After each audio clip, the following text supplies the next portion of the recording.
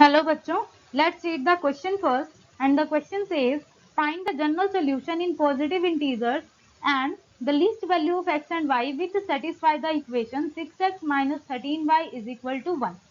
तो सबसे पहले हम इसका की कॉन्सेप्ट लिखेंगे। इसका की कॉन्सेप्ट क्या होगा? आपको x और y की पॉजिटिव इंटीजर की वैल्यू फाइंड करनी है, लिस्ट पॉजिटिव इंटीजर। तो आपके पास जो पॉजिटिव इंटीजर्स होते हैं, पॉजिटिव इंटीजर्स वो आपके z प्लस की फॉर्म में रिप्रेजेंट किए जाते हैं और z प्लस आपके पास क्या होता है 1 2 3 4 अप टू सोन, ये आपके पॉजिटिव इंटीजर्स होते हैं। तो आपको ऐसी वैल्यूज फाइंड करनी है जो इस गिवन इक्वेशन को वेरीफाई करती हो और वो लिस्ट वैल्यू हो। तो अब हम इसके सोल्यूशन पे चलते हैं। इसका सोल्यूशन क्या होगा? आपके पास जो इक्वेशन है वो है 6x minus 13y is equal to 1। अब हम डिवाइड करवाएंगे, डिवाइड बोथ साइड्स बाय 6। तो डिवाइड किया बोथ साइड्स बाय 6 से, हमारे पास बन गया x minus 13/6y is equal to 1/6। तो आप इसे सिंप्लीफाई करोगे फर्दर तो आपके पास बनेगा x minus 13/6y is equal to 1/6। तो आप इसे कैसे लिख सकते हो? 2y plus y/6 is equal to 1/6। तो ये आपका बन जाएगा x minus 2y minus y/6 minus 1/6 equal to 0। तो x minus 2y minus y plus 1/6 is equal to 0। तो हम इसे सॉल्व कर रहे हैं पॉजिटिव इंटीजर्स के लिए। So we are solving for positive integers. हम इसे पॉजिटिव इंटीजर्स के लिए सॉल्व कर रहे हैं ऑफ x एंड y। इसका मतलब हमारे पास जो ये वैल्यू आई y प्लस 1/6 ये भी पॉजिटिव इंटीजर होना चाहिए। सो y प्लस 1/6 ये भी आपके पास क्या होना चाहिए? एक इंटीजर होना चाहिए, राइट। तो हम अब इसे कैसे लिख सकते हैं?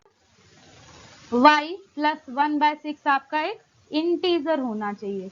तो हमने इसे मान लिया कि ये एक इंटीजर p होगा। तो अगर ये p के इक्वल है, where p is integer, p एक इंटीजर है, राइट। सो आपके पास बनेगा y is equal to 6p minus 1। ये आपके पास y आ गया। अब फर्दर हम इस y का यूज करते हुए फाइंड करेंगे x। तो अब हम फाइंड करेंगे x को। आपके पास क्वेश्चन था 6x minus 13y is equal to 1। इसमें हम y की वैल्यू पुट करवाएंगे तो बनेगा 6p minus 1 is equal to 1।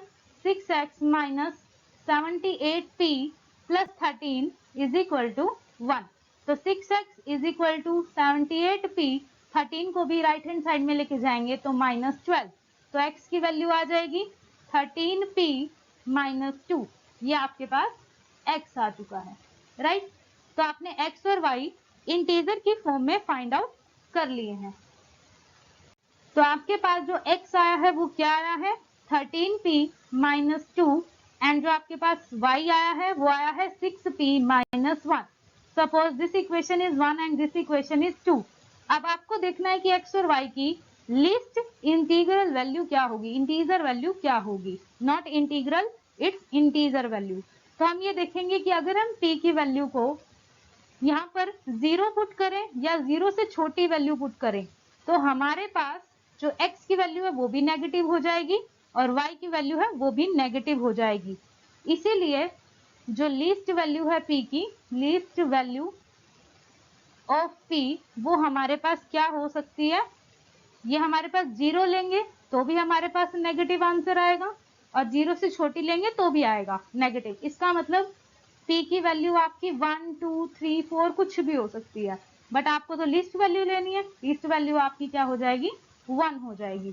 अब हम 1 पुट करवा देते हैं। जब हम 1 पुट करवाएंगे तो 13 माइनस 2 हो जाएगा, मतलब x की वैल्यू आ जाएगी 11 4 p इज इक्वल टू 1 के लिए। और जब हम y निकालेंगे तो ये बन जाएगा 6p माइनस 1 था तो आपके पास बन जाएगा 5। तो ये आपके पास y की वैल्यू आ गई और ये आपके पास x की वैल्यू आ गई। तो आपके पास जो लिस्ट वैल्यू आई x और y की और जो ये पॉजिटिव इंटीजर है वो x की वैल्यू 11 होगी और y की वैल्यू 5 होगी। यही आपका फाइनल आंसर होगा। I hope you understood well. Best of luck. Thank you.